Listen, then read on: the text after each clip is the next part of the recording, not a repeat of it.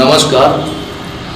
आज के इस वीडियो में हम लोग छत्तीसगढ़ के इतिहास से CGPSC प्रीलिम्स में 2021 से लेके 18 से लेके 21 तक जितने भी प्रश्न पूछे गए हैं उन सभी प्रश्नों पर हम चर्चा करेंगे। ओके, अब प्रीवियस ईयर के क्वेश्चन पेपर रिपीट होंगे क्या? ऐसा नहीं है। हाँ, कभी कभी ऐसा होता है कि प्रीवियस ईयर के आए हुए क्वेश्चंस में से एक आध क्वेश्चन एज इट इज पूछ लिया जाता है, लेकिन उसके चांसेस बहुत कम होते हैं। लेकिन जब हम प्रीवियस ईयर के क्वेश्चन सॉल्व करते हैं तो हम ये अनुमान लगा सकते हैं कि किस किस पैटर्न में वो पेपर में प्रश्न को पूछ सकता है, किस टॉपिक पर वो ज्यादा फोकस कर रहा है, कहां से ज्यादा क्वेश्चन उठा रहा है, कहां से कम पूछ रहा है, किस पैटर्न में वो क्वेश्चन को पूछ रहा है। तो अलग अलग प्रकार के पैटर्न जब हम क्वेश्चन सॉल्व करते हैं तो हमको देखने को मिलते हैं। हालांकि पैटर्न भी हर साल चेंज होता है। ओके, तो अभी पहले 2021 के प्रश्नों को मैं लूंगा, 21 के बाद 20, 20 के बाद 19, 19 के बाद 18। तो ये 4 साल के क्वेश्चन का एनालिसिस हम लोग करेंगे। ओके, और देखेंगे कि किस किस प्रकार से वो किस पैटर्न में क्वेश्चन को पूछा है, उसी के अकॉर्डिंग आपको अपनी तैयारी को रखना है। ओके, चलिए स्टार्ट करते हैं। तो पहले 2021 में जो छत्तीसगढ़ के इतिहास से प्रश्न पूछे गए हैं उसको लेते हैं। तो पहले प्रश्न को पढ़ेंगे, उसके बाद फिर सॉल्व करेंगे। तो पहला प्रश्न जो दिख रहा है आप लोगों को, ये छत्तीसगढ़ के प्राचीन इतिहास से है। हर बार आपको देखने को मिलेगा कि छत्तीसगढ़ के प्राचीन इतिहास से एक या दो प्रश्न, मान के चलिए 2 प्रश्न आपको देखने को मिलेगा ही मिलेगा। ओके, तो पहला प्रश्न कह रहा है कि निम्नलिखित में से कौन सा कथन सही है? पहला कथन, सातवाहन वंश की शक्ति क्षीण होने के बाद वाकाटक वंश ने अपना राज्य स्थापित किया। दूसरा कथन, वाकाटक वंश का पहला राजा प्रवर सेन प्रथम हुआ। तीसरा कथन, विंध्य शक्ति प्रवर सेन का पुत्र था। ओके, तो देखो यहां से हमको प्राचीन काल में, छत्तीसगढ़ के प्राचीन काल में जितने भी राजवंशों ने शासन किया है उन सभी राजवंशों का क्रम हमको पता होना चाहिए। तो पहला कथन तो वहीं से दिख गया कि किस वंश के बाद किस राजवंश ने शासन किया। तो जब आप छत्तीसगढ़ के प्राचीन इतिहास की बात करते हैं, राजवंशों की बात करते हैं, तो सबसे पहले आपको मौर्य देखने को मिलेंगे, मौर्यों का शासन। मौर्यों के बाद आए कौन आपका? तो सातवाहन, और सातवाहन के बाद शासन किसका? तो आपका वाकाटक का। किसका? वाकाटक का। तो वाकाटक सातवाहन वंश के पश्चात, सातवाहन वंश के पश्चात छत्तीसगढ़ में यदि किसी राजवंश को हमको देखने को मिलता है तो वो कौन सा था? तो वाकाटक। कौन सा था?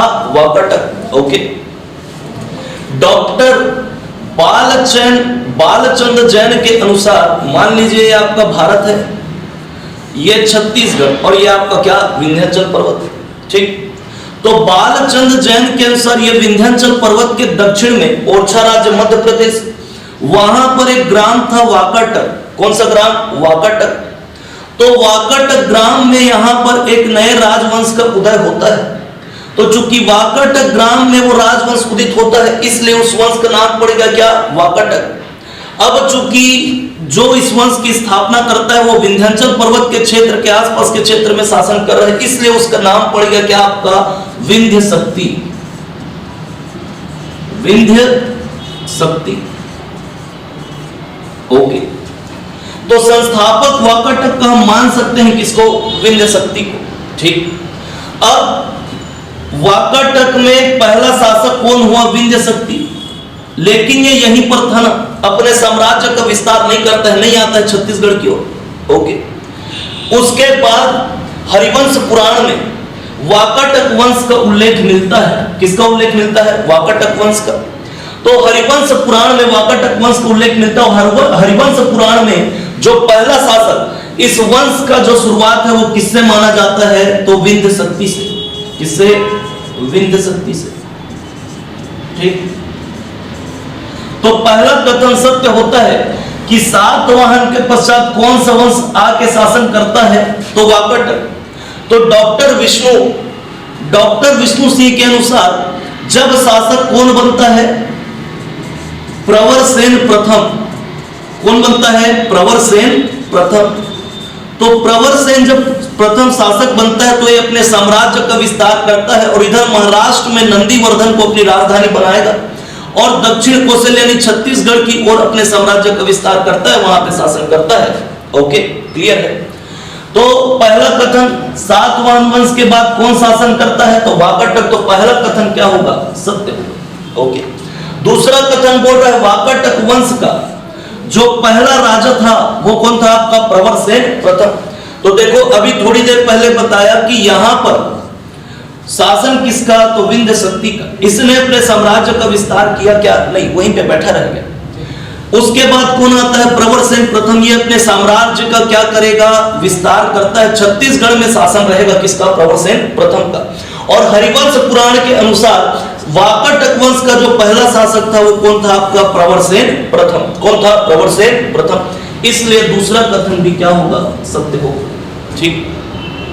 तीसरा कथन कह रहा है कि विंध्य शक्ति प्रवरसेन प्रथम का पुत्र था। गलत। विंध्य शक्ति का पुत्र था कौन? आपका प्रवरसेन, ना कि प्रवरसेन पुत्र था किस? विंध्य शक्ति पुत्र था किसका? प्रवरसेन का। तो विंध्य शक्ति का बेटा कौन? प्रवरसेन। तो तीसरा कथन क्या होगा? गलत होगा। क्या होगा? गलत होगा। तो ऑप्शन में देखें तो कौन कौन सा कथन सत्य है? पहला और दूसरा। तो आंसर क्या आएगा आपका? बी। तो देख लो, जितने भी राजवंश छत्तीसगढ़ में शासन किए ना प्राचीन काल में, उनका क्रम आपको याद होना चाहिए।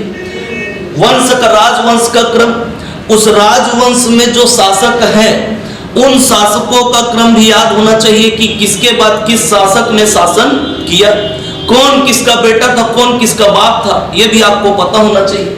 क्लियर है? ओके, चलो अगला क्वेश्चन। ये आपका आधुनिक इतिहास है, छत्तीसगढ़ के आधुनिक इतिहास। राष्ट्रीय आंदोलन 1885, भारत में कांग्रेस की स्थापना। और कांग्रेस की स्थापना के बाद जितने भी राष्ट्रीय आंदोलन हुए पूरे भारत भर में, साथ ही आपका छत्तीसगढ़ में, तो जितने भी राष्ट्रीय आंदोलन हुए वहां से आपको प्रश्न देखने को मिलेगा ही मिलेगा। ओके, इतना है। चलो, तो प्रश्न क्या कह रहा है कि भारत छोड़ो आंदोलन, भारत छोड़ो आंदोलन, भारत छोड़ो आंदोलन के काल में 9 अगस्त 1942 को गिरफ्तार किए गए नेताओं का और उनके स्थान को सुमिलित कीजिए, ऐसा कह रहा है।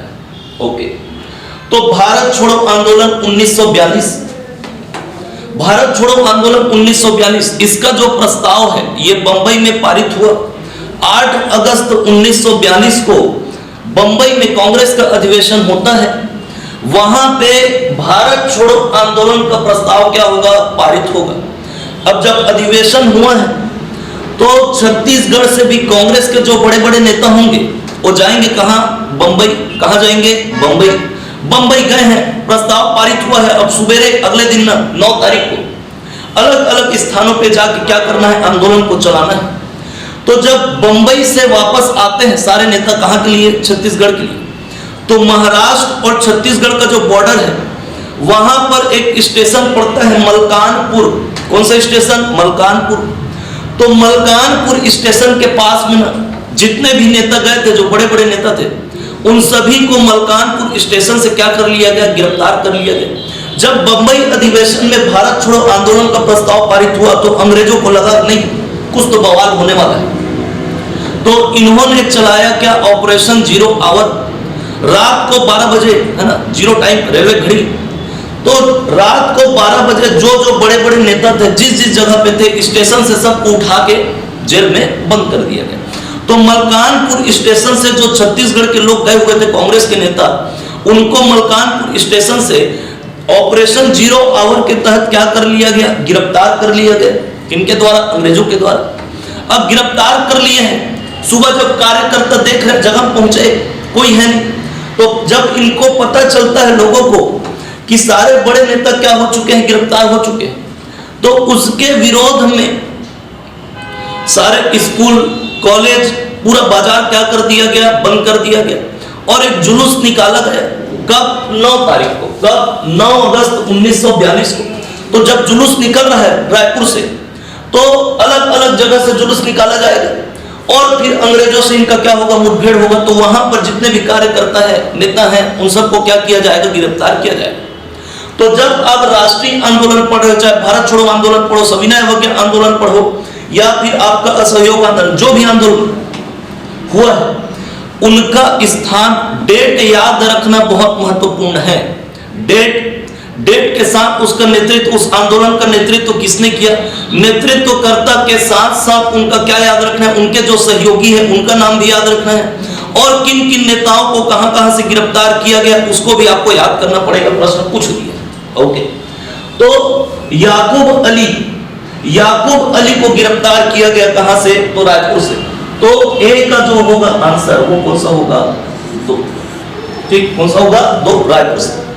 हर नारायण वाजपेयी, इनको गिरफ्तार किया गया कहां से आपका, तो बिलासपुर से। कहां से, बिलासपुर से। तो हर नारायण वाजपेयी बिलासपुर, मतलब 4 नंबर। ठीक। लक्ष्मण सिंह देशमुख, इनको गिरफ्तार किया गया था कहां से, दुर्ग से। तो सी का होगा क्या आपका, पहला। क्या होगा, पहला। वाई तामस्कर, इनको गिरफ्तार किया गया था कहां से आपका, बेमेतरा से। तो डी का क्या होगा आपका, तीसरा। क्या होगा, तीसरा। तो 2 4 1 3, 2 4 1 3। ओके, तो आंसर क्या होगा इसका, सी। क्या होगा, सी। क्लियर है। ओके, अगला क्वेश्चन, ये भी 2021 में है। मराठा सूबेदार के नाम को उनके कालक्रम के अनुसार सजाइए। बोल रहा है, सजाना नहीं है, जमाना है। ओके, चलो। तो हमको पता है कि कलचुरी के बाद, ओके, एक प्रश्न आपको मराठा या कलचुरी या काकती से देखने को मिलेगा। आता ही है ना, हर साल आता है, मराठा, काकती या कलचुरी।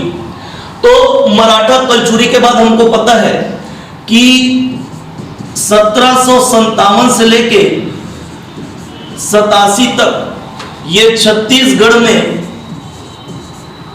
प्रत्यक्ष मराठा शासन, छत्तीसगढ़ में प्रत्यक्ष मराठा शासन। 1787 से 1818 ये अप्रत्यक्ष मराठा शासन, अप्रत्यक्ष मराठा शासन।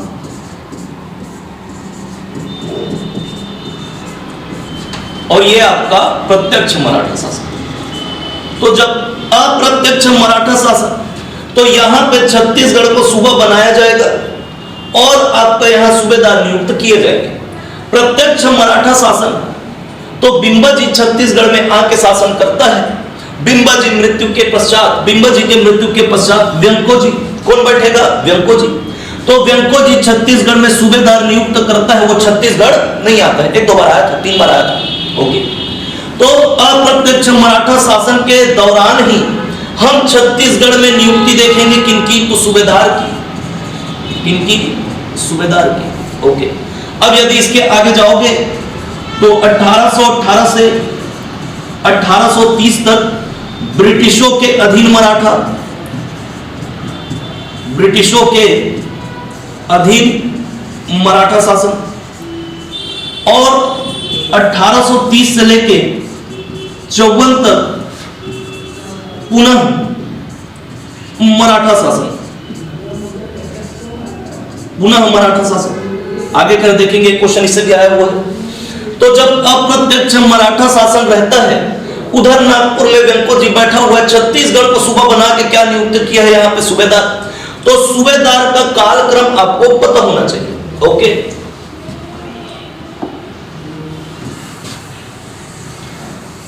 तो छत्तीसगढ़ में सूबेदार, पहला जो सूबेदार था वो था कौन आपका, महिपत राव। कौन था, महिपत राव। महिपत राव के बाद में विठल राव। कौन, विठल राव। विठल राव के बाद में भवानी कालू। कौन, भवानी कालू। भवानी कालू के बाद में केशव गोविंद। केशव गोविंद। केशव गोविंद के बाद में विंकोजी पिड्री, विंकोजी पिड्री, विंकोजी पिड्री, विंकोजी पिड्री के बाद में दीरो कुल्लूकर, दीरो कुल्लूकर, उसके बाद में बीकाजी गोपाल, बीकाजी गोपाल, बीकाजी गोपाल के बाद में सखाराम हरि, सखाराम हरि, सखाराम हरि के बाद में सीताराम टांटिया, सीताराम टांटिया, और सीताराम टांटिया के बाद में यादव राव दिवाकर, यादव राव दिवाकर। ओके, तो ये आपका सूबेदार का क्या है, क्रम है, तो याद करना पड़ेगा इसको। तो इसमें कालक्रम देखते हैं, तो ये आपका मराठा शासन के समय में जो सूबेदार नियुक्त किए गए थे उनका क्रम है। तो सबसे पहले देखो कौन है, महिपतराव, महिपतराव है क्या इस पे, नहीं। कौन है, केशव गोविंद, कौन है, केशव गोविंद, केशव गोविंद यादव राव दिवाकर, कौन है, यादव राव दिवाकर। विठल राव, कौन है, विठल राव, विठल राव कौन है, तो बीकाजी गोपाल, कौन है, बीकाजी गोपाल। तो पहले नंबर पे कौन, तो विठल राव, विठल राव के बाद केशव गोविंद, केशव गोविंद के बाद बीकाजी गोपाल, बीकाजी गोपाल के बाद में यादव राव दिवाकर। ओके, तो केशव गोविंद सबसे पहले कौन आएगा, विठल राव, तो पहले में 3 नंबर, पहला तीसरा। ओके, विठल राव, उसके बाद कौन है, केशव गोविंद, तो केशव गोविंद दूसरे नंबर पर आएगा। ओके, उसके बाद में बीकाजी गोपाल, तो बीकाजी गोपाल तीसरे नंबर पे आएगा, और यादव राव दिवाकर चौथे नंबर। ठीक, तो सबसे पहले कौन है, विठल राव दिवाकर, मतलब तीसरा नंबर, तो तीसरा नंबर कौन है, तो यहां पर भी है और यहां पर भी है। उसके बाद दूसरे में कौन है, पहला है केशव गोविंद है, तो पहला ये। उसके बाद कौन है आपका तीसरे नंबर पे, तो चौथा है, तो ये चौथा। ओके, उसके बाद लास्ट में कौन है, तो दूसरा। तो आंसर क्या होगा इसका, सी, क्या होगा, सी। तो सूबेदार का क्रम, अब देखो प्रश्न तो एक तरीका हो गया, क्रम को पूछ रहा है। अब वो जमाना गया कि पूछ रहा है पहला सूबेदार कौन, अंतिम सूबेदार कौन, ऐसा नहीं पूछेगा, या तो क्रम देगा, ओके, या फिर सूबेदार। अब देखो सूबेदार से प्रश्न पूछा है ना, तो किस सूबेदार के समय में कौन सी घटना घटी, ये आपको याद रखना होगा। किस सूबेदार के समय में कौन कौन से यूरोपीय, अब पूरा टॉपिक यहाँ पे बताऊंगा नहीं मैं, किस सूबेदार के समय में कौन कौन से यूरोपीय यात्री भारत घूमने, सॉरी छत्तीसगढ़ घूमने आए, ये भी आपको याद रखना होगा। अब सूबेदार को पूछा है, लगातार 3 बार पूछा है, एक क्वेश्चन आया हुआ आगे भी और देखेंगे। तो जब सूबेदार पूछ रहा है तो हो सकता है कि जब पुनः मराठा शासन चलता है तो वहां पे जो रघुजी तृतीय है वो छत्तीसगढ़ को जिला बनाकर क्या नियुक्त करता है, जिलेदार। तो जिलेदार 8 जिलेदार नियुक्त किए गए थे, कितने, 8। तो जिलेदार का विक्रम आपको क्या करना होगा, याद करना होगा। हो सकता है जिलेदार को पूछ, क्लियर है, लेकिन सॉरी, लेकिन आपको सूबेदार के समय में पूरा क्रम और इनके समय कौन कौन सी घटना घटी, कौन कौन से यूरोपीय यात्री छत्तीसगढ़ आए, किस सूबेदार के समय में आपको याद रखना पड़ेगा। क्लियर है, चलो अगला क्वेश्चन देखते हैं। गांधी जी 1933 में गांधी जी को भाषण देने के लिए आमंत्रित करने वाले राजकुमार कॉलेज के प्राचार्य का नाम क्या था। ओके, तो 1933 सेशन आपको दिख रहा है। अब मैं थोड़ी देर पहले बोला कि जो भी राष्ट्रीय आंदोलन हुए हैं उनका डेट आपको क्या करना होगा, याद रखना होगा। ओके, तो 1933 दिख रहा है। सविनय अवज्ञा आंदोलन का दूसरा चरण, सविनय अवज्ञा आंदोलन, ये 2 चरणों में हुआ था। ओके, तो दूसरा चरण सविनय अवज्ञा आंदोलन का जो दूसरा चरण था, ये पूरी तरीके से देखा जाए तो अछूतो उद्धार कार्यक्रम पर बेस्ड था। गांधी जी सविनय अवज्ञा आंदोलन के दूसरे चरण के दौरान अछूतो उद्धार कार्यक्रम चलाते हैं और अलग अलग प्रांतों में घूम घूम कर लोगों को जागरूक करते हैं। ओके, तो मध्य प्रांत छत्तीसगढ़, ओके, तो छत्तीसगढ़ आएंगे गांधी जी, तो सविनय अवज्ञा आंदोलन के दूसरे चरण के दौरान 1933 में गांधी जी का दूसरी बार छत्तीसगढ़ में आगमन होता है। ओके, तो अब देखो गांधी जी आए, तो गांधी जी 22 से 28 नवंबर तक छत्तीसगढ़ में रहे। ओके, गांधी जी का दूसरी बार छत्तीसगढ़ आगमन। तो 22 तारीख को पहुंचे वो दुर्ग पहुंचे, पंडित रविशंकर शुक्ल जी के घर में रहेंगे। 23 तारीख को रायपुर जाते हैं, रायपुर जाएंगे, रायपुर जाकर वहां पे सभा को संबोधित करेंगे। 25 तारीख को धमतरी से फिर 25 तारीख को ही रात को कहां पहुंचते हैं, बिलासपुर। ओके, तो जब वो रायपुर पहुंचते हैं 23 तारीख को, तो वहां पे स्कूल जाएंगे, वहां पे एक सभा संबोधित करेंगे। उसी समय राजकुमार कॉलेज के जो प्राचार्य थे उनका नाम क्या था आपका, स्मिथ पियर्स। क्या नाम था, स्मिथ पियर्स। तो उन्होंने गांधी जी को आमंत्रित किया भाषण देने के लिए, स्कूल के कॉलेज के बच्चों को संबोधित करने के लिए। तो गांधी जी वहां से फिर गए। ओके, रायपुर में थे तो राजकुमार कॉलेज जाएंगे इनके कहने पे, किनके आमंत्रण में, तो स्मिथ पियर्स के आमंत्रण में। और जब कॉलेज पहुंचते हैं तो वहां पे स्टूडेंट छात्रों को संबोधित करते हुए कहते हैं कि अंग्रेजों के गुणों का अनुसरण करिए। ओके, करना पड़ेगा, लेकिन शराब से, मदिरा से दूर रहिए, समाज के लिए हानिकारक है, ऐसा कह के संबोधित करते हैं छात्रों को। कौन, गांधी जी। क्लियर है। अंग्रेजों का जो क्वालिटी था, जितने भी उनमें गुण हैं, उन सभी गुणों को अपने अंदर धारण करो बोले, और नशे से दूर रहो बोले। कौन, गांधी जी। तो इस समय राजकुमार कॉलेज, जहां पे अब हमारे यहाँ छत्तीसगढ़ में रियासत 14 रियासत, उन सभी रियासतों के राजा के जो बच्चे होते थे, राजकुमार होते थे, वो इस कॉलेज में पढ़ते थे। तो उनको संबोधित करने के लिए बुलाया था किसने, स्मिथ पियर्स ने। किनको, तो गांधी जी को। क्लियर है। तो आंसर क्या आएगा आपका, स्मिथ पियर्स। ओके, तो देखो ये भी राष्ट्रीय आंदोलन से जुड़ा घटनाक्रम है। तो जो भी राष्ट्रीय आंदोलन हुए, उन आंदोलन में राष्ट्रीय नेताओं का आगमन छत्तीसगढ़ में। तो कौन कौन से राष्ट्रीय स्तर के नेता छत्तीसगढ़ आए, एक आपको याद रखना है। आने के बाद कहां कहां गए, कौन कौन से तारीख को गए, ये भी आपको याद रखना है। और जब जिस जगह वो घूम रहे हैं, वहां पर जो वो किसी भी सभा को संबोधित कर रहे हैं, कुछ लेक्चर दे रहे हैं, कुछ ऐसा वाक्य बोल दिए जो काफी महत्वपूर्ण है, तो सारा चीज क्या कर रहे हैं आपको याद रखना है। ओके, कि कौन कौन राष्ट्रीय नेता छत्तीसगढ़ आए, कब आए, कौन से आंदोलन के समय आए, और आने के बाद कहां कहां वो घूमे। ओके, और कौन कौन से महत्वपूर्ण कार्य वो यहाँ आने के बाद किए, ये सब आपको क्या करना होगा, याद रखना होगा। क्लियर है। चलिए अगला क्वेश्चन देखते हैं।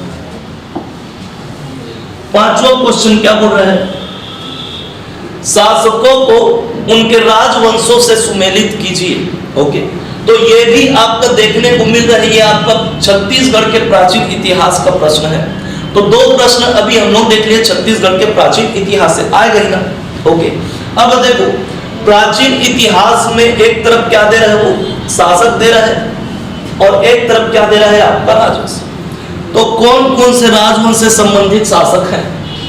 अब या तो वो क्या करेगा, एक तरफ शासक देगा, एक तरफ राजवंश देगा, सही जोड़ी मिलाओ बोल रहे हैं, मैं तो फॉलोइंग। या क्या करेगा, एक तरफ शासक और उसका राजवंश, एक तरफ शासक उसका राजवंश, युग्म में देगा और बोलेगा कौन सा युग्म सही है या कौन सा युग्म सही नहीं। तो कौन कौन से राजवंश से कौन कौन से शासक संबंधित है, ये आपको याद रखना पड़ेगा। पूरा शासक, अभी थोड़ी देर पहले एक और क्वेश्चन देखे थे शासकों के बारे में, तो कौन कौन सा शासक किस राजवंश से संबंधित है आपको याद होना चाहिए। कन्हर देव, कौन, कन्हर देव। तो कन्हर देव ये शासक था किसका, तो छिंदक नाग वंश का। किसका, छिंदक नाग वंश। तो ए का चौथा क्या होगा, चौथा। स्कंद वर्मन, कौन, स्कंद वर्मन। तो स्कंद वर्मन शासक था किसका, नल वंश का। तो बी का पहला। अब यहाँ पे मैं सभी राजवंशों के शासकों का नाम नहीं बताऊंगा। ओके, ये आपको समझना पड़ेगा, याद करना पड़ेगा। दुर्गराज, ओके, तो दुर्गराज ए आपका सरभपुरी। तो सी का क्या होगा आपका दूसरा, क्या होगा दूसरा। हर्षगुप्त पांडु वंश। तो डी का क्या होगा आपका तीसरा। तो 4 1 2 3 कन्हर देव, छिंदक नागवंशी शासक, स्कंदवर्मन नलवंशी शासक, दुर्गराज इसी को मनमात्र भी बोल, ये आपका सरकपुरी वंश का, और हर्षगुप्त आपका पांडु वंश का। तो कन्हर देव चौथा, तो ए का चौथा 4, ओके, और कौन सा है 4 ये वाला, उसके बाद पहला तो पहला, उसके बाद दूसरा तो दूसरा, और तीसरा। तो आंसर क्या होगा इसमें सी। क्लियर है?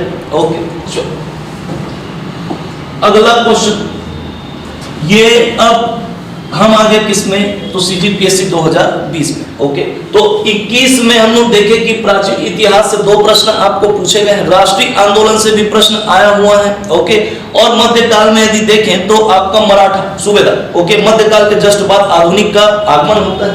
ओके, तो कुरुशपाल शिलालेख, कुरुशपाल शिलालेख में किस राजा के बारे में जानकारी दिया गया। ओके, तो अब यहाँ पे आपको जिस जिस राजा से कौन कौन से शिलालेख संबंधित हैं, किस राजा का ताम्रपत्र कौन सा है, ये आपको याद रखना पड़ेगा। ताम्रपत्र शिलालेख किस किस राजा से संबंधित हैं। ओके, तो कुरुशपाल शिलालेख से प्रश्न पूछ दिए, तो ये किसका है, तो छिंदक नागवंशी शासक था कौन आपका सोमेश्वर प्रथम, कौन था सोमेश्वर प्रथम। और इसी कुरुशपाल शिलालेख में सोमेश्वर प्रथम की जो उपाधि है, उपाधि वो दिया गया है क्या आपका चक्रकूटाधीश्वर, चक्रकूटाधीश्वर। तो शासकों का शिलालेख और उसके ताम्रपत्र भी आपको याद करने पड़ेंगे। ओके चलिए अगला क्वेश्चन, चित्रांगदपुर को किस राजवंश ने राजधानी बनाई। ये भी आपका छत्तीसगढ़ के प्राचीन इतिहास से संबंधित है। राजवंश और उसकी राजधानी, तो जितने भी राजवंश आप पढ़ोगे उनकी राजधानियां आपको याद रखना पड़ेगा कि किस किस राजवंश की राजधानी कौन कौन सी थी, या किस राजा ने, किस शासक ने अपनी राजधानी परिवर्तित की और दूसरे क्षेत्र को अपनी राजधानी बनाई। तो शासकों का, राजवंशों का नाम, उसका क्रम और उसकी राजधानी आपको याद करना होगा। क्लियर है? तो चित्रांगदपुर जिसका पुराना नाम क्या था आपका, सॉरी आज वर्तमान में देखोगे तो महासमुंद में सिरपुर, और सिरपुर का ही प्राचीन नाम क्या था आपका चित्रांगदपुर। ओके, तो जब हम सरभपुरी वंश पढ़ते हैं तो सरभपुरी वंश में शासक था कौन आपका सुदेवराज, सुदेवराज सिरपुर क्षेत्र भी उसी का ही था। सुदेवराज का सामंत कौन था, इंद्रबल, कौन था इंद्रबल। तो सुदेवराज की मृत्यु के बाद जो उसका सामंत रहता है इंद्रबल, वो प्रवरराज द्वितीय व्याघ्रराज को मारकर उसकी हत्या करके सिरपुर में पांडु वंश की क्या करता है, नींव रखता है, और इंद्रबल। तो सिरपुर का प्राचीन नाम क्या था, चित्रांगदपुर। तो चित्रांगदपुर किसकी राजधानी थी प्राचीन काल में, तो पांडु राजवंश की। क्लियर है? ओके चलिए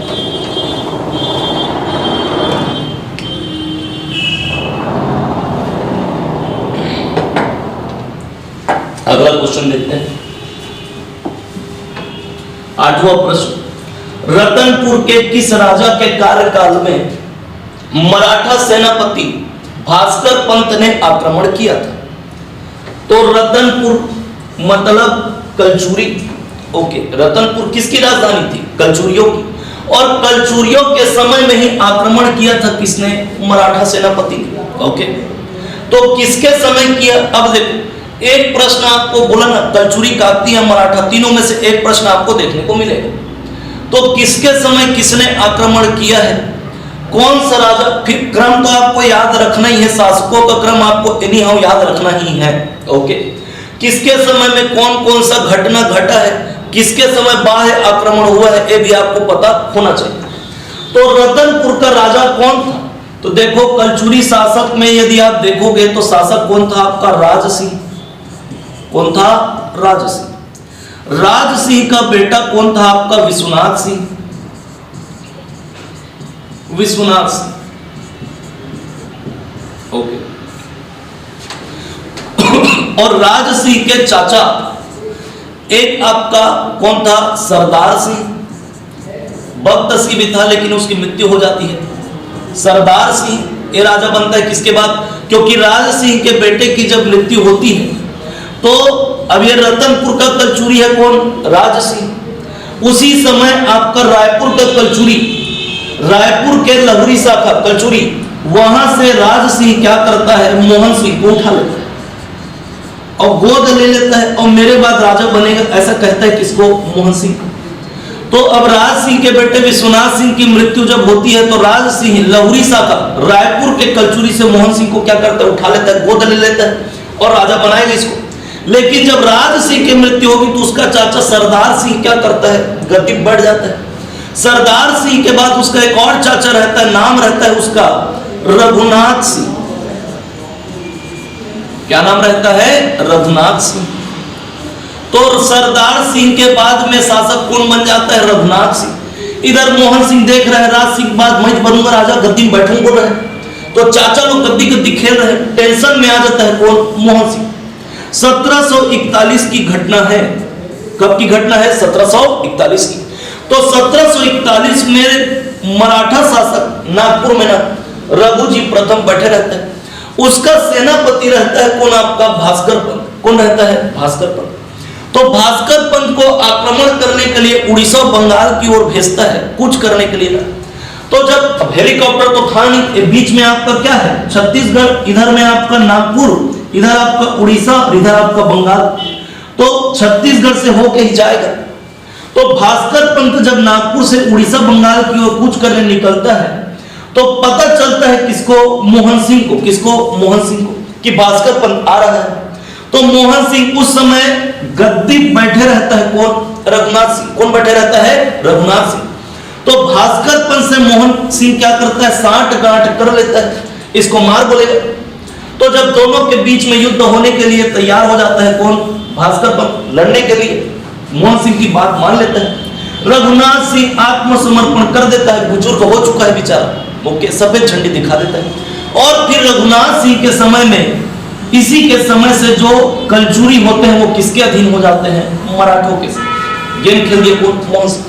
ओके चलो, तो इसका आंसर क्या होगा आपका? रघुनाथ सिंह। क्लियर है? याद रहेगा कब? 1741 में। ओके चलो अगला क्वेश्चन। 1855 में छत्तीसगढ़ के डिप्टी कमिश्नर कौन थे? ओके, तो देखो अब 11 दिसंबर 1853, थोड़ी देर पहले बताया कि 1757 से लेकर 87 छत्तीसगढ़ में प्रत्यक्ष मराठा शासन बिम्बाजी भोसले। उसके बाद 87 से लेकर 1818 छत्तीसगढ़ में अप्रत्यक्ष मराठा शासन व्यंकोजी भोसले सूबेदार नियुक्त करेगा। ठीक, उसके बाद 1818 से लेकर 1830 ब्रिटिशों के अधीन मराठा शासन। ओके, तो जो मराठा शासक था रघुजी तृतीय, ओके, अल्पवयस्क था। तो जब तक वो बड़ा नहीं हो जाता बोले तब तक मराठा किसके अधीन रह के शासन करेंगे? तो ब्रिटिशों। फिर 1830 में रघुजी तृतीय वयस्क होता है तो सत्ता अंग्रेज मराठों को क्या करेंगे? हैंड ओवर करेंगे 1830 में। 1830 से 1854 फिर से क्या होगा? पुनः मराठा शासन कहां पे? छत्तीसगढ़ पे। ओके, तो 1854 तक आने से पहले 11 दिसंबर 1853 को रघुजी तृतीय की क्या हो जाती है? मृत्यु हो जाती है। कब? 1853 में। अब उसकी मृत्यु होगी। अब 1848 से लेके आगे देखोगे तो पूरे भारत भर में जो गवर्नर जनरल था वो कौन था? आपका लॉर्ड डलहौजी। और डलहौजी की नीति थी हड़प नीति।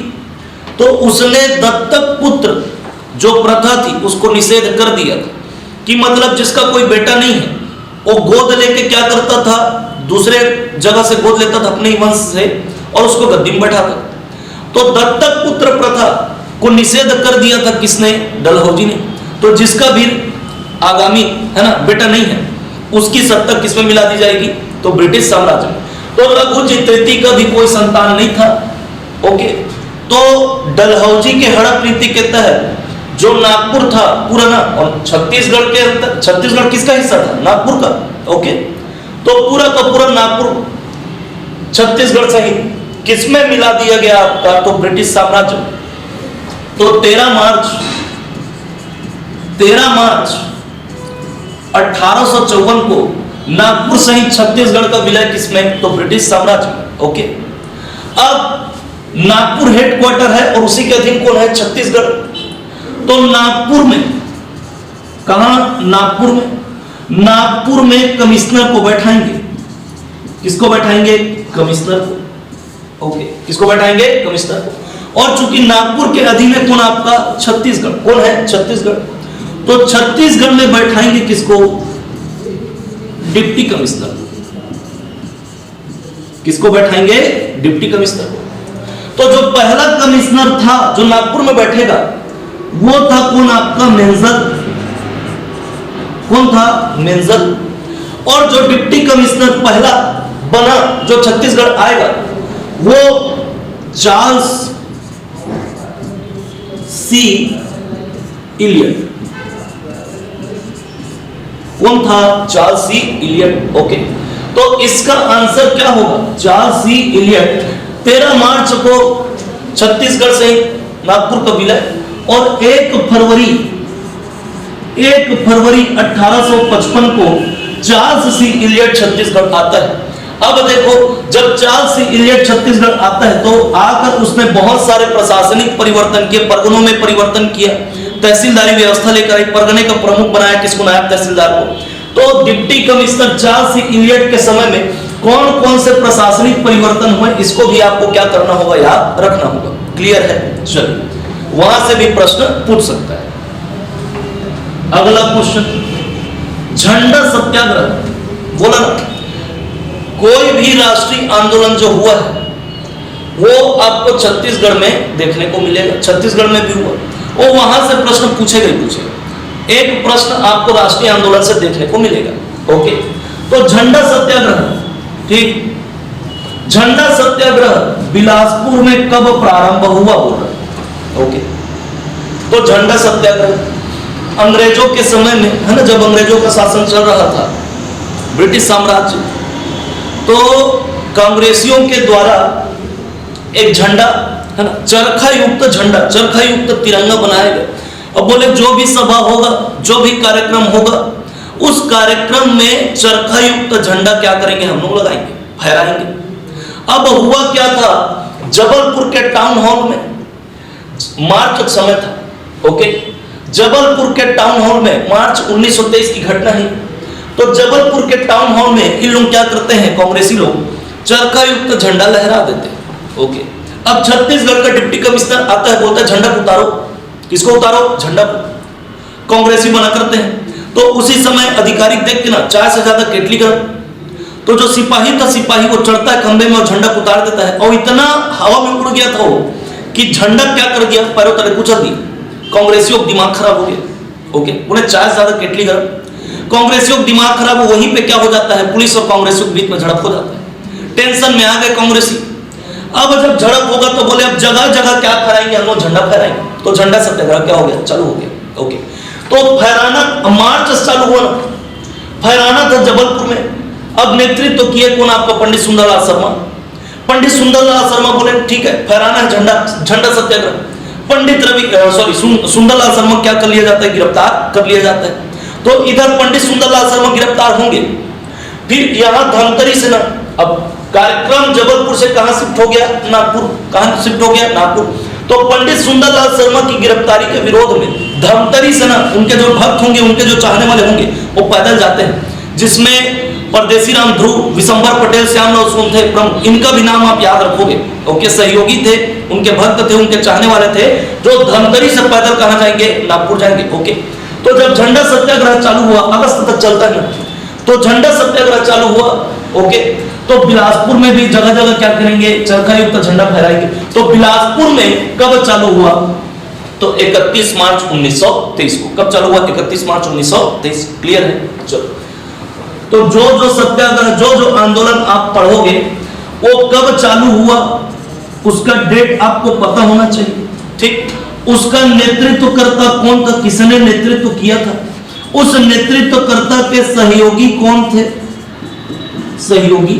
ओके, कहां पे चालू हुआ? कहां से स्टार्ट हुआ? ये सब आपको क्या करना होगा, याद रखना। क्लियर है? चलो अगला क्वेश्चन, 15 अगस्त 1947 दुर्ग में ध्वजारोहण किसके द्वारा किया था? ओके, अब भारत आजाद हो गया, 15 अगस्त 1947 को स्वतंत्रता दिवस मनाएंगे। ओके, तो स्वतंत्रता दिवस मनाने का सबसे पहला जो तरीका, बोले झंडा फहराना है, तो तिरंगा को लहराएंगे। किसको लहराएंगे? तिरंगा को। तो कहां कहां आपका झंडा किसने किसने फहराया, ये आपको पता होना चाहिए। ओके, अब छत्तीसगढ़ मध्य प्रांत एवं बरार का हिस्सा था। मध्य प्रांत एवं बरार का हिस्सा था कौन? छत्तीसगढ़। हेडक्वार्टर कौन था आपका? नागपुर। कौन था? नागपुर। और मध्य प्रांत एवं बरार के उस समय पीएम, तो पीएम अभी वर्तमान का पीएम मत समझ लेना, उस समय पीएम और मध्य प्रांत का, प्रांतों का पीएम अभी वर्तमान का सीएम समझ लो। तो मध्य प्रांत के पीएम बने कौन आपका? पंडित रविशंकर शुक्ल। तो पंडित रविशंकर शुक्ल कहां बैठेंगे? नागपुर में। तो नागपुर में झंडा फहराएंगे कौन आपका? पंडित रविशंकर शुक्ल। क्लियर है? आर के पाटिल ये झंडा फहराते हैं कहां आपका? रायपुर में। कहां पे? रायपुर में। ओके, घनश्याम सिंह गुप्त ये झंडा फहराएंगे कहां आपका? दुर्ग में। कहां फहराएंगे? दुर्ग में। और पंडित राम गोपाल तिवारी ये झंडा फहराएंगे कहां आपका? बिलासपुर। कहां पे? बिलासपुर। तो पूछा क्या है, आजादी के दिन दुर्ग में ध्वजारोहण किसके द्वारा किया गया? तो दुर्ग में ध्वजारोहण किसके द्वारा किया गया था? घनश्याम सिंह गुप्त के द्वारा। क्लियर?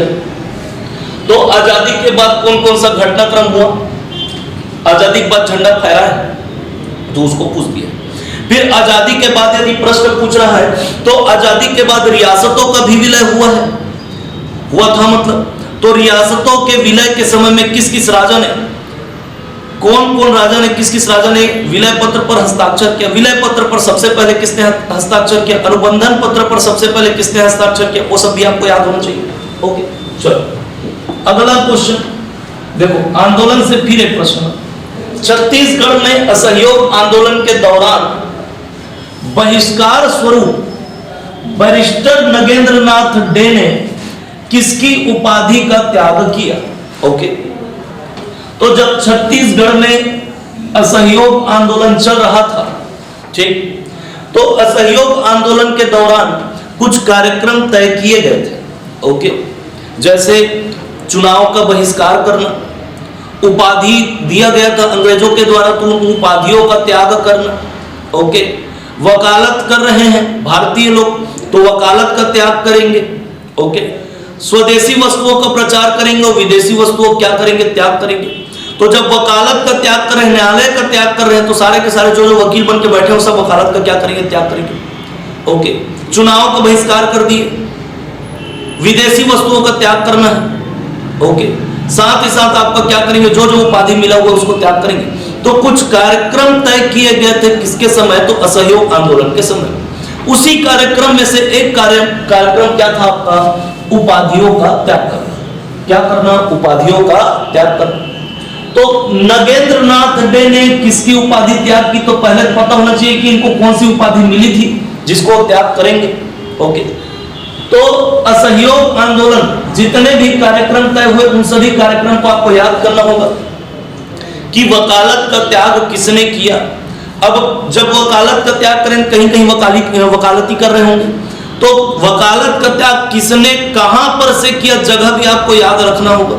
चुनाव का बहिष्कार किया तो उसके बदले किसकी स्थापना की? ठीक, विदेशी वस्तुओं का त्याग किया तो होली जला, तो कहां पर होली और किसके नेतृत्व में होली जला, ये भी आपको याद रखना चाहिए। ओके, चलो, तो पहले देख रहे हैं नगेंद्र नाथ डे, तो खान साहब की उपाधि। ओके, किसकी उपाधि? खान साहब की। तो खान साहब की उपाधि मिली थी किसको? काजी शेर खान। किसको? काजी शेर खान। तो काजी शेर खान ने किसकी उपाधि त्यागी थी? खान साहब। ओके, राय बहादुर की उपाधि मिली थी किसको? नगेंद्र नाथ डे को। नगेंद्र नाथ डे। तो नगेंद्र नाथ डे ने उपाधि त्यागी किसकी? राय बहादुर की। तो आंसर क्या होगा आपका? बी। क्या होगा? बी। राय साहब की उपाधि मिली थी किसको? तो वामन राव लाखे को। किसको मिली थी? वामन राव लाखे। किसको मिली थी? वामन राव लाखे। और सेठ गोपी किशन को। सेठ गोपी किशन। तो इन दोनों ने उपाधि त्यागी किसकी? राय साहब की। ओके, तो वामन राव लाखे ने जब राय साहब की उपाधि त्यागी तो बदले में जनता के द्वारा उनको लोकप्रिय की उपाधि दे दी गई। ओके, ऑप्शन बाहर से नहीं उठाएगा ना सीजीपीएससी, जो जिस घटनाक्रम में जो जो पास की चीजें हैं आसपास था, बाहर से वो लेगा नहीं, दूसरे जगह से उठाएगा नहीं। अब लोकप्रिय उपाधि किसको दी गई थी? जनता के द्वारा, वामन राव लाखे। तो यहीं से दे दिया वो प्रश्न, अलग से ऑप्शन नहीं उठाएगा। क्लियर है? ओके, तो नगेंद्र नाथ डे ने किसकी उपाधि त्यागी? तो राय। क्लियर है? तो आंसर क्या होगा इसका? बी। ठीक, चलो अगला क्वेश्चन, छत्तीसगढ़ का वह विद्रोह कौन सा है जिसे बस्तर का मुक्ति संग्राम कहा जाता है? ओके, बस्तर का मुक्ति संग्राम, बस्तर काकतीय वंश। एक प्रश्न आपको देखने को मिलेगा, काकतीय। तो शासकों का क्रम याद होना चाहिए, किस शासक के समय कौन सा घटना घटा है ये भी पता होना चाहिए। बस्तर में काकतीय वंश के समय में हुआ था जनजाति विद्रोह। क्या हुआ था? जनजाति विद्रोह। तो किस शासक के समय में कौन सा जनजाति विद्रोह हुआ, कब हुआ, उसका नेतृत्व करता कौन था, दमन करता कौन था, ओके, सहयोगी कौन कौन थे नेतृत्व करता के, ये सब पता होना चाहिए। तो बस्तर का मुक्ति संग्राम, ठीक, शासक था भैरम देव। काकतीय शासक कौन? भैरम देव। तो भैरम देव के समय में ही 1856-57 में, कब? 56-57 में हुआ था क्या आपका? लिंगागिरी का विद्रोह। कौन सा विद्रोह हुआ था? लिंगागिरी का विद्रोह। ठीक, लिंगागिरी का विद्रोह। लिंगागिरी का विद्रोह अंग्रेजों के समय में शासक कौन है? भैरम देव। अंग्रेजों का बढ़ता प्रभाव कहां पे? बस्तर पे। पसंद नहीं कर रहे जनजाति के लोग, आदिवासी लोग, किसको? तो अंग्रेजों को।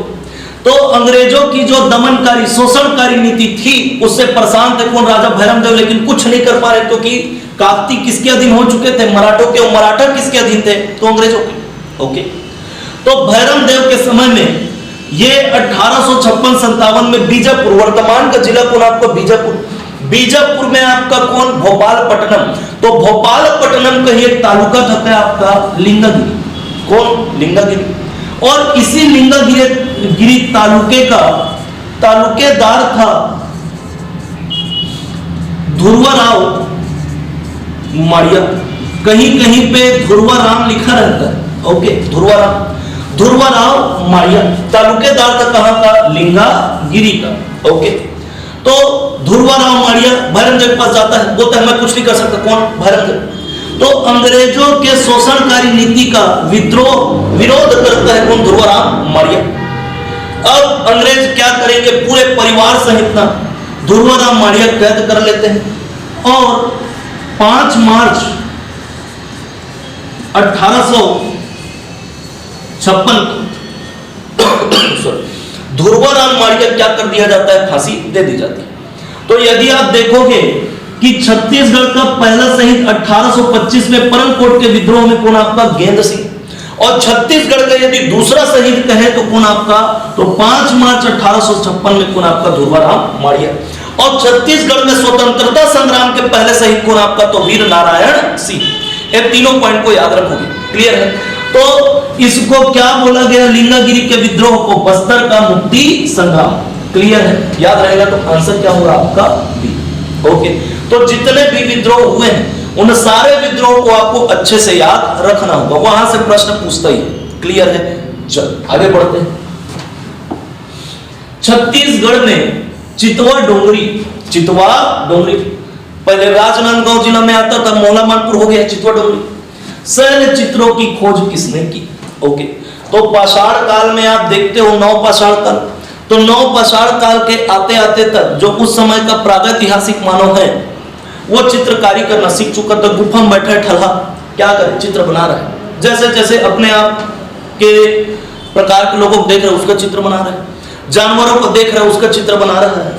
तो गुफा चित्र, शैल चित्र मिले हुए। ठीक, तो जिला आपका वर्तमान में मोहला मानपुर जिले में आपका चितवा डोंगरी। अब जितने भी शैल चित्र कहां कहां से मिले हुए हैं उस जगह का नाम याद करना पड़ेगा आपको, वहां से प्रश्न पूछ सकता है। उस शैल चित्र में कौन सा शैल चित्र, किस प्रकार के शैल चित्र मिले हुए हैं, यह भी प्रश्न पूछ सकता है। अब आजकल खोजकर्ता उसको भी पूछ रहा है, किसने खोजा, तो चितवा डोंगरी के शैल चित्रों की खोज, ये नौपाषाणी काल में चितवा डोंगरी के शैल चित्रों खोज किसने, तो भगवान सिंह बघेल और रमेंद्रनाथ मिश्र। तो वहां से 27 प्रकार के शैल चित्र मिले हुए हैं। कितने प्रकार के, 27 प्रकार के, जिसमें ड्रैगन की आकृति भी सम्मिलित है।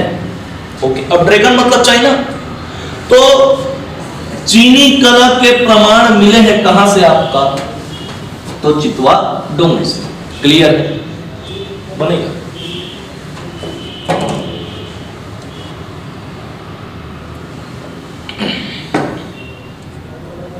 चलिए अगला क्वेश्चन 15वां नंबर। रतनपुर के कलचुरी शासक पृथ्वीदेव प्रथम के संबंध में कौन सा कथन सत्य है, तो कलचुरी से भी एक प्रश्न आपको देखने को मिलेगा। ओके, आता ही है। तो कलचुरी शासकों का क्रम याद करना होगा, किस शासक के समय में कौन सी घटना जुड़ी हुई है वो भी आपको याद करना होगा। ठीक, तो इसमें पूछ दिया है किसके बारे में, तो पृथ्वीदेव प्रथम के बारे में। किसके बारे में पूछा है, पृथ्वीदेव प्रथम के बारे में। कौन सा कथन सत्य है बोल रहा है, तो पहले तो प्रश्न को अच्छे से पढ़ो, उसके बाद फिर आगे सॉल्व करना। तो पहला कथन बोल रहा है कि पृथ्वीदेव प्रथम ने रतनपुर में पृथ्वी देवेश्वर मंदिर का निर्माण करवाया। ओके, तो पृथ्वी देवेश्वर मंदिर का निर्माण पृथ्वीदेव प्रथम ने ही करवाया था, सही है। लेकिन पृथ्वी देवेश्वर मंदिर जो है ये आपका रतनपुर में नहीं, ये आपका कहां पे है, कोरबा के तुम्बाड़ में। कहां पे है, कोरबा के तुम्बाड़ में। तो पृथ्वीदेव प्रथम ने पृथ्वी देवेश्वर का मंदिर का निर्माण करवाया कहां पे, आपका तुम्बाड़ में। यहां पे क्या दिया है, रतनपुर में। तो पहला कथन क्या हो जाएगा, गलत हो जाएगा। ओके, फिर बोल रहा है उसके दरबार में राजशेखर नामक साहित्यकार था। किसके दरबार में, तो पृथ्वीदेव प्रथम के दरबार में। तो राजशेखर नामक जो साहित्यकार था, अब देखो पृथ्वीदेव प्रथम का जो शासन काल है वो लगभग 1065 से लेके 95 के बीच में था। ओके, लगभग 11वीं सदी मान लो आप इसको। और राजशेखर नामक जो साहित्यकार था ये 9वीं से 10वीं शताब्दी के मध्य, 9वीं से 10वीं शताब्दी के मध्य जो त्रिपुरी के कलचुरी थे उनके दरबार में था। ओके, ये जो राजशेखर नामक साहित्यकार है था, मतलब ये पहले प्रतिहारों के दरबार में था। जब गुर्जर प्रतिहारों का जब पतन होता है तब फिर इधर ये कलचुरियों के दरबार में आएगा। तो त्रिपुरी के कलचुरी शासक के दरबार में 9वीं 10वीं सदी में था कौन, आपका राजशेखर, ना कि किसके समय में, तो पृथ्वीदेव प्रथम के समय। ओके, तो दूसरा कथन भी क्या हो जाएगा, गलत हो जाएगा। ओके, अब इसने सकल कोसलाधिपति की उपाधि धारण की। ओके, तो हम लोगों को पता है जब हम लोग पांडु वंश को पढ़ते हैं तो पांडुवंशी शासक था कौन, आपका महाशिव तीवरदेव। महाशिव तीवरदेव, तो महाशिव तीवरदेव ने ही सबसे पहले सकल कोसलाधिपति की उपाधि धारण की थी। तो इस उपाधि को सबसे पहले इंट्रोड्यूस करने वाला कौन था, तो पांडुवंशी शासक महाशिव तीवरदेव। सकल मतलब पूरे कोसल का अधिपति बन चुका है कौन, आपका महाशिव तीवरदेव। उसके बाद जब शासक बना कौन, कलचुरी शासक पृथ्वीदेव प्रथम, उसने भी उस उपाधि को धारण किया, कौन सा, आपका सकल कोसलाधिपति। तो किस शासक ने कौन सी उपाधि धारण की थी, यह भी आपको क्या करना होगा, याद रखना होगा। उपाधि से भी प्रश्न पूछता है। ओके, तो ये वाला कथन क्या होगा, सही होगा। ठीक, अब बोल रहा है उसने सुवर्णपुर यानी उड़ीसा पर अधिकार कर लिया। तो हम जानते हैं कि जब पृथ्वीदेव शासन कर रहा था, पृथ्वीदेव प्रथम, उसने उड़ीसा पर आक्रमण नहीं किया था।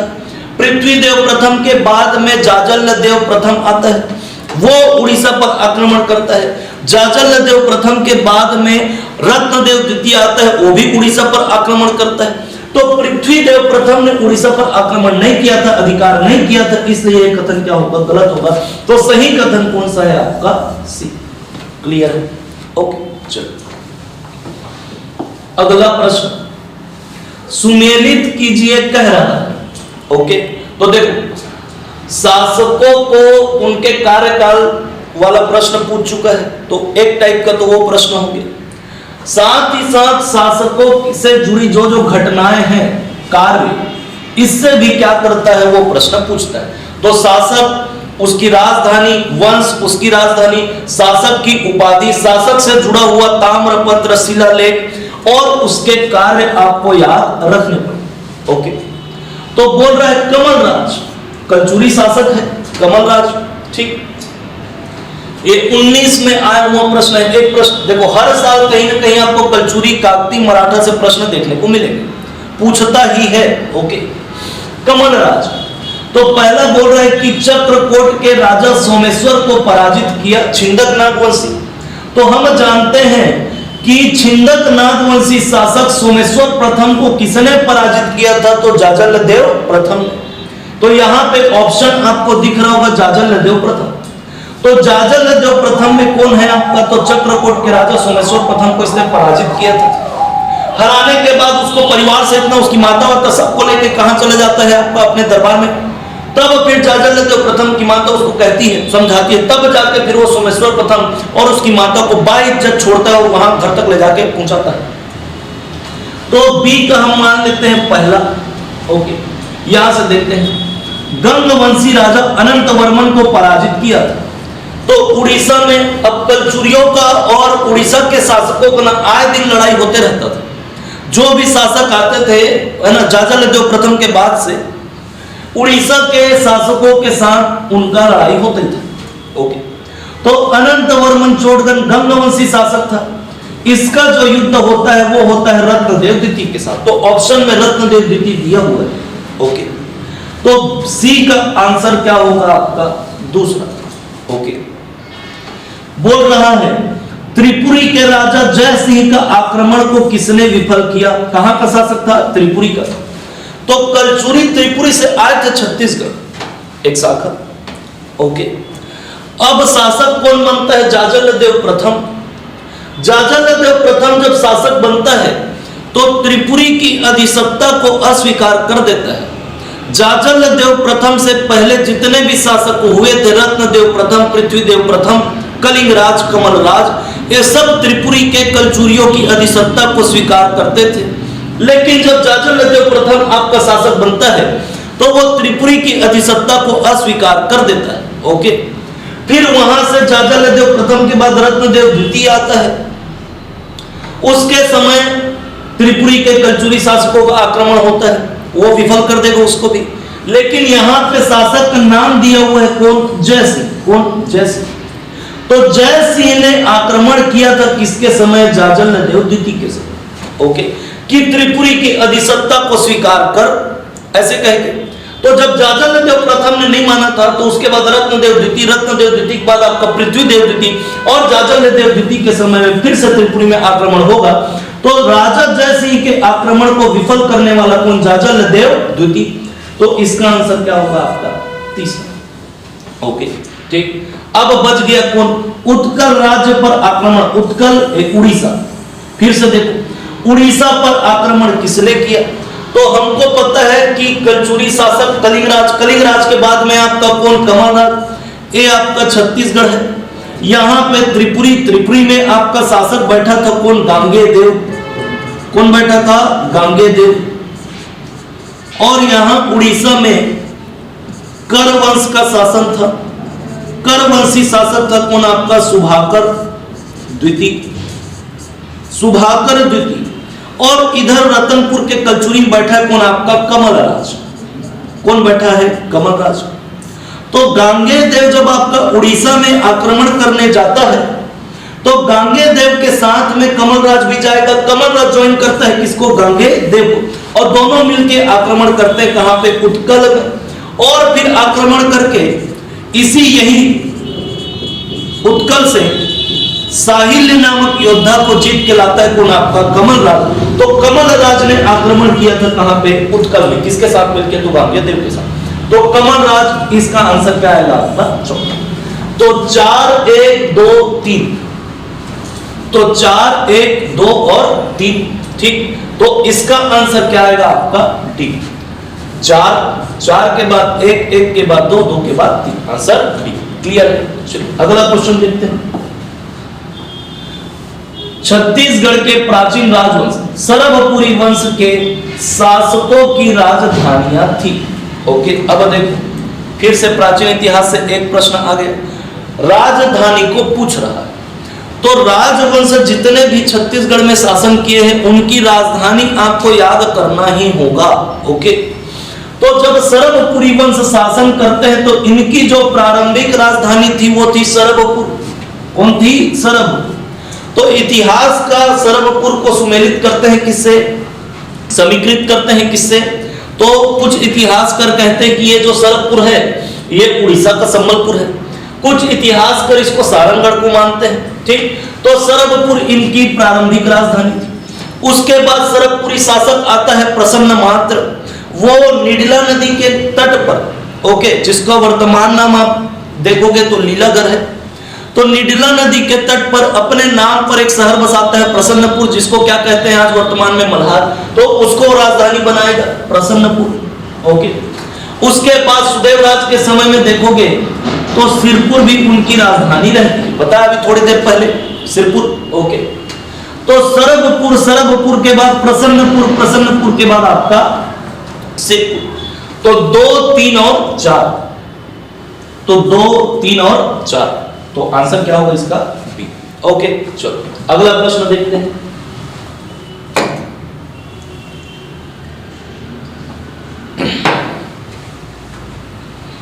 अगला प्रश्न बोल रहा है, जोड़ी सुमेलित कीजिए छत्तीसगढ़ में मराठा शासनकाल और उनके द्वारा दिया गया भूमिका, ठीक।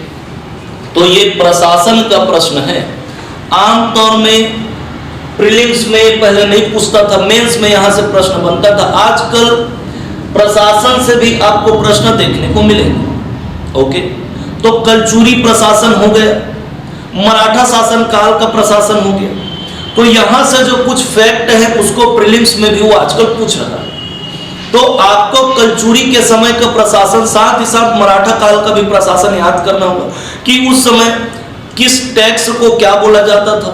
ओके, टैक्स के किस नाम से जाना जाता था, अधिकारी कौन कौन थे, ओके, अधिकारी कौन थे, भूमि दान को क्या कहा जाता था, ये सब प्रश्न पूछता है। ओके, तो यहाँ पे भूमि दान पूछ रहा है, मुकासा। तो ब्राह्मणों को दान में दिया गया गांव क्या कहलाता था? मुकासा, ये भी सही है, ठीक। धर्म के नाम पर दान में दिया गया गांव धर्मदाय, ये भी सही है। मंदिर के नाम पर दान में दिया गया गांव देवस्थान, ये भी सही है।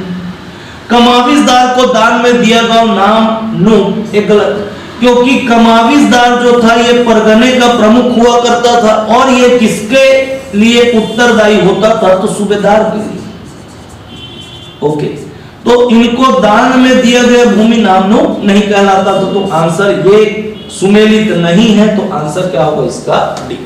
तो प्रशासन पर भी आपको फोकस करना होगा, यहां पर से भी प्रश्न पूछ सकता है कि अधिकारी का नाम, ओके, टैक्स का नाम, किस किस को दान में दिया गया क्षेत्र क्या कहलाता था।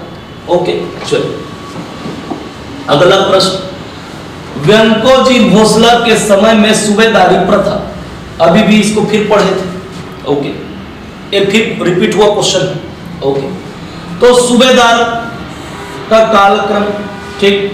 तो सबसे पहले बताया था, फिर से बता रहा हूं, सबसे पहले कौन?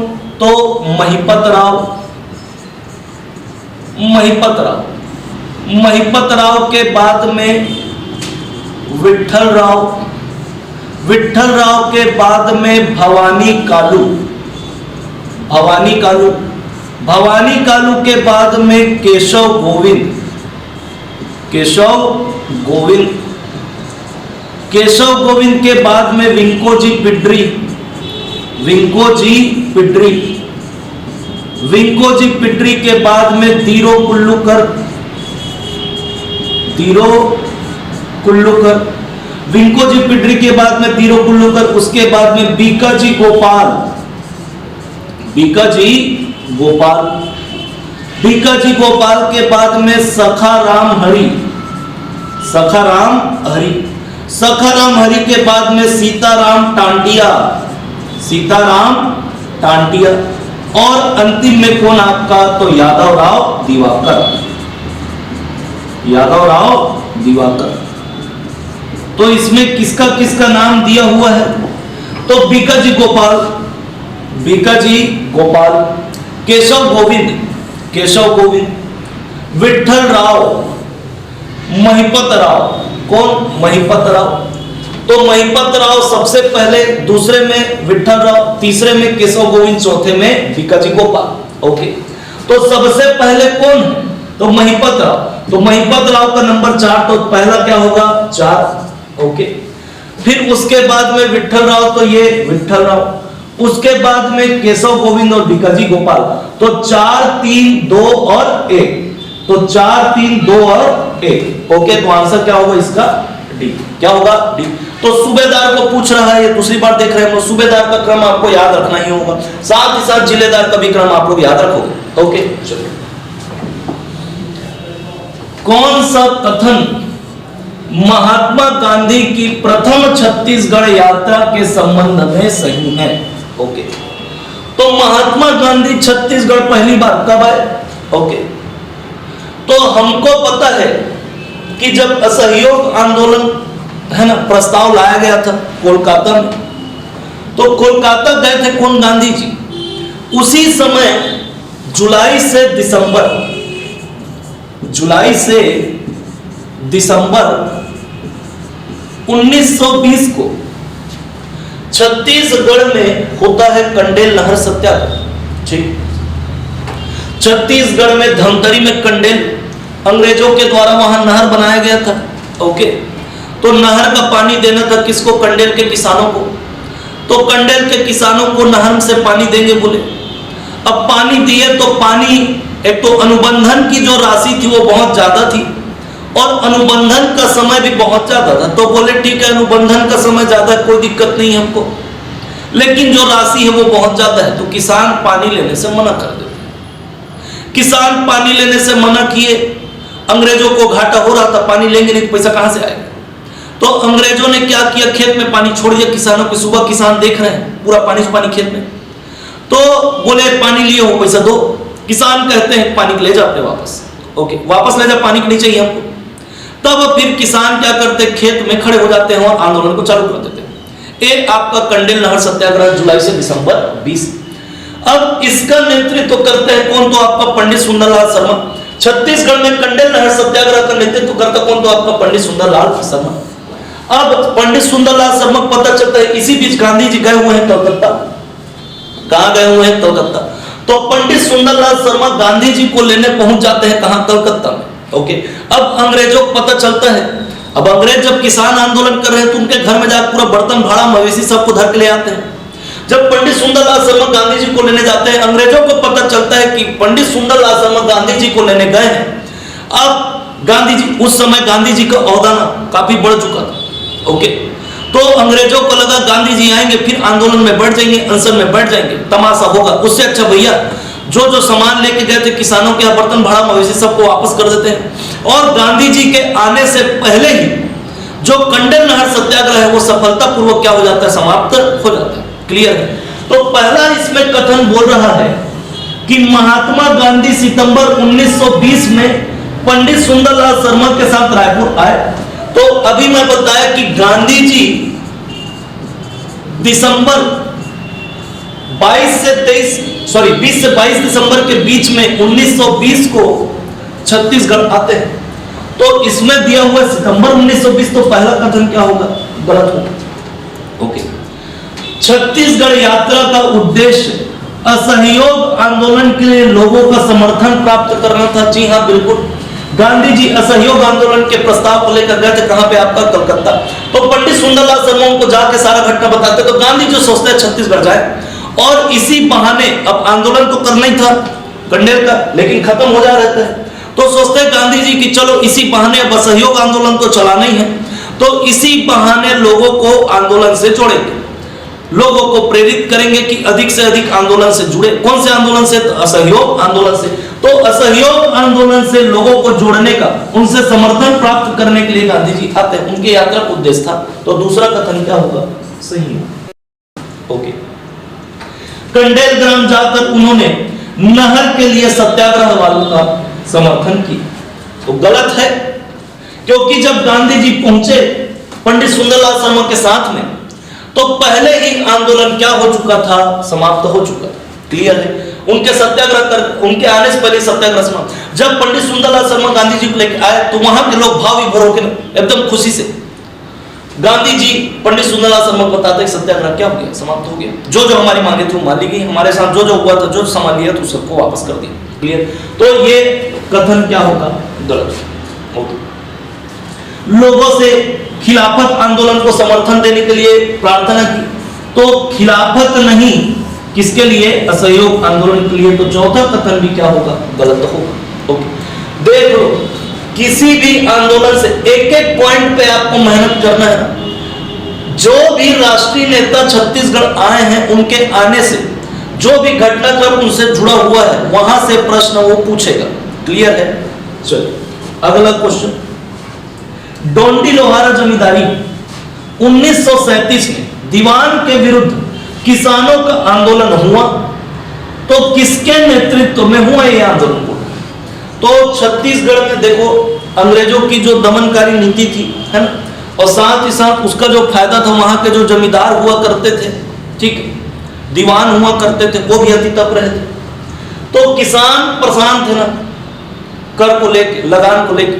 तो छत्तीसगढ़ में देखा जाए तो लगभग 1879 से ही किसानों का आंदोलन चालू हो जाता है। काफी अलग अलग जगहों पर किसान क्या करते हैं? आंदोलन करते हैं। कब से? 89 से। लेकिन किसान आंदोलन का जो संगठित रूप देखने को मिलता है, अब देखो, किसान आंदोलन पूछ रहे हैं, मजदूर आंदोलन भी पूछ सकता है। क्लियर है? ओके। तो 1936-37 तो किसान आंदोलन का जो संगठित रूप है यहीं से देखने को मिलता है। कहां से? 36-37। तो 1936-37 में बालोद के डोंडी लोहारा में, कहां पे? डोंडी लोहारा, यहां पे किसान आंदोलन होगा। तो यहां के जो किसान थे वो दीवान से काफी ज्यादा परेशान थे। ठीक है? मनीराम पांडे नाम था दीवान का। तो नाम भी याद रखोगे, ठीक, कौन कौन से कहां कहां के जो दीवान थे, जमींदार थे, किस घटना से जुड़े हुए, तो उनका नाम याद रखना। तो दीवान से परेशान थे कौन? वहां के किसान।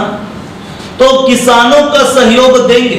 ओके। जा जाकर अलग अलग जगह 3-3 साल भाषण देते हैं कौन? नरसिंह प्रसाद अग्रवाल। तो डोंडी लोहारा के जो किसान होंगे वो नरसिंह प्रसाद अग्रवाल के नेतृत्व में क्या करेंगे? आंदोलन को चलाएंगे। ओके।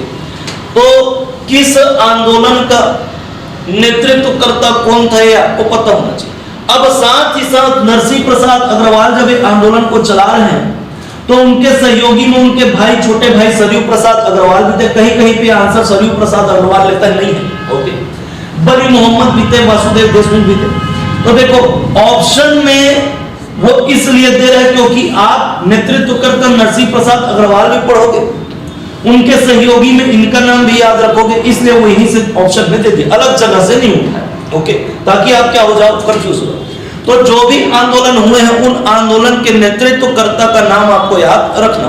क्लियर है? साथ ही साथ सहयोगी का नाम भी याद रखोगे। बनेगा? चलो अगला क्वेश्चन देखते हैं।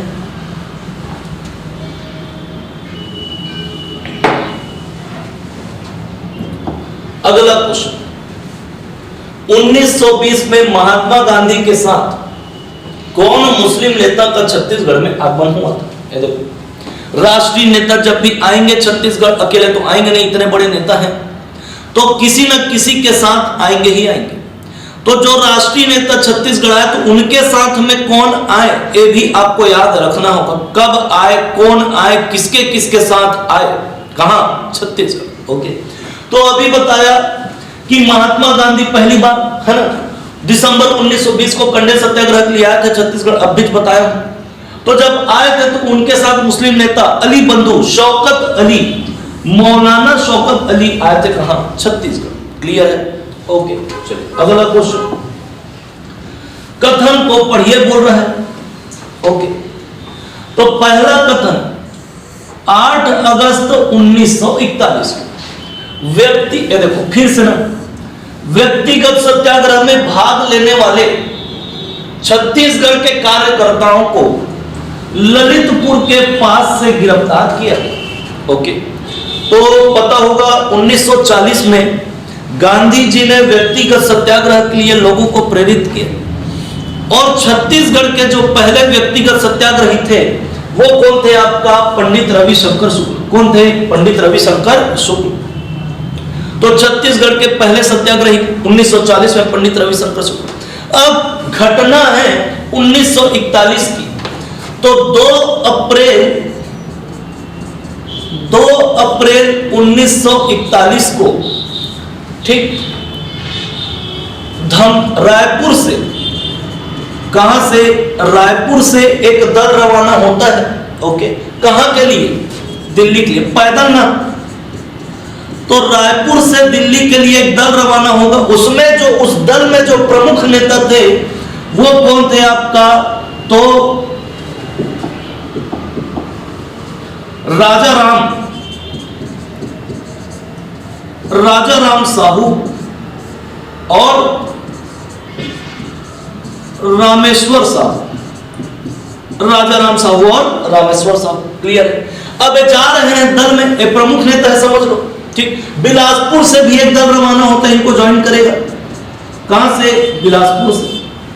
तो राजा राम साहू, रामेश्वर साहू, ये सब गए हैं। अब 2 अप्रैल 1941 से पैदल निकले हैं। तो जब यूपी के पास पहुंचते हैं ललितपुर में, ये कहां है? ललितपुर, यूपी में। तो यूपी में 8 अगस्त 1941 को इनको क्या कर लिया जाता है? गिरफ्तार कर लिया जाता है, पूरे दल को, ठीक। तो पहला कथन क्या होगा? सही होगा। 8 अगस्त 1941 को व्यक्तिगत सत्याग्रह में भाग लेने वाले छत्तीसगढ़ के कार्यकर्ताओं को यूपी के ललितपुर के पास गिरफ्तार किया गया। जी बिल्कुल किया गया। तो पहला कथन क्या होगा? सत्य। ओके, इन कार्यकर्ताओं में ज्वाला प्रसाद मिश्र बिल्कुल थे, यदुनंदन प्रसाद श्रीवास्तव सम्मिलित थे, दोनों थे। ओके, तो बिलासपुर से भी एक दल निकला था, तो ये बिलासपुर से गए हुए थे, ये दल को ज्वाइन करें। ओके, तो दूसरा कथन भी क्या होगा? सत्य होगा। तीसरा कथन बोल रहा है पंडित रविशंकर शुक्ल ने इन कार्यकर्ताओं का नेतृत्व किया था। तो जब व्यक्तिगत सत्याग्रह चल रहा था, छत्तीसगढ़ के पहले व्यक्तिगत सत्याग्रही कौन? पंडित रविशंकर शुक्ल। तो इनको तो गिरफ्तार कर लिया गया था पहले से, तो नेतृत्व इन कार्यकर्ताओं का नहीं करेंगे, इन लोग करते हैं। ओके, राजा राम साहू और रामेश्वर साहू। तो पंडित रविशंकर शुक्ल ने इस दल का नेतृत्व नहीं किया था, तो तीसरा कथन क्या होगा? गलत होगा। अब एक आपको पता है तो कौन कौन सा कथन सही है? पहला और दूसरा। तो 1 और 2 सही है, तो 1 और 2 सही है। क्लियर है? बनेगा। चलो अगला क्वेश्चन, मराठा शासन काल में सूबेदार, फिर से देखो वही क्वेश्चन रिपीट हो रहा है। ओके, तो सबसे पहले देखो महिपत राव के बाद में विठल राव, फिर ये आपका केशव गोविंद और बीकाजी गोपाल। तो 2 3 4 1। ओके, तो 2 3 4 1 आंसर क्या होगा इसका? बी। क्लियर है? देखो 3 बार, 4 साल में 3 बार सूबेदार से प्रश्न पूछ चुका है। ओके, और क्रम कोई पूछा है ना? क्लियर? तो हो सकता है इस बार पूछे कि ना पूछे, चांस तो नहीं है, चौथी बार नहीं पूछा था, तो इस बार भी शायद ही पूछे।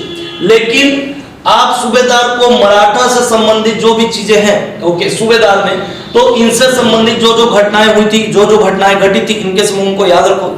सूबेदार को पूछा तो हो सकता है जिलेदार को भी पूछ दे। ओके, तो जिलेदार को भी आपको याद रखना पड़ेगा। सॉरी, अगला क्वेश्चन। चलो, तो इतना ही था। तो 18 से लेके 21 तक, ये 4 साल में जितने भी प्रश्न आए हुए हैं उनको हमने देखा, और किस किस पैटर्न में वो प्रश्नों को पूछ रहा है, कहां कहां से वो प्रश्न पूछा है, ये सब मैं आपको बताऊं। ओके, बाकी को फिर अगले वीडियो में स्टार्ट करेंगे। क्लियर है? चलिए, थैंक यू।